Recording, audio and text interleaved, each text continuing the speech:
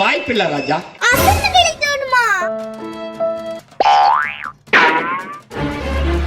ஐயோ மம்மி, என்னடி அசைன்மெண்ட் எழுதி தரணுமா? சரி. ஐயோ அக்கா என் செல்ல அக்கா. ஐயோ செல்லகுட்டீஸ், assignment front page design part 18 தான் பார்க்க போறோம். ஏன்னா அசைன்மெண்ட் எழுதுறதுக்கு முன்னாடி அசைன்மெண்ட் ஃப்ரண்ட் பேஜ் டிசைன் வரையலால, அதான். ஸோ ஃபர்ஸ்ட் டிசைன் பார்த்தீங்கன்னா இந்த மாதிரி 2 சைடு பென்சில் மாதிரி வரைஞ்சதுக்கு அப்புறமா இந்த மாதிரி ஃபுல்லாக கலர் பண்ணிட்டு சென்டர்ல பார்த்தீங்கன்னா நான் சப்ஜெக்ட் நேம் எழுதிக்கிறேன். செகண்ட் டிசைன் பார்த்தீங்கன்னா இந்த மாதிரி ஸ்கேல் மாதிரி வரைஞ்சிக்கோங்க மேலே. அதுக்கப்புறம் கீழே பார்த்தீங்கன்னா இந்த மாதிரி பால்ஸ் தொங்குறத மாதிரி நீங்க வரைஞ்சிக்கோங்க.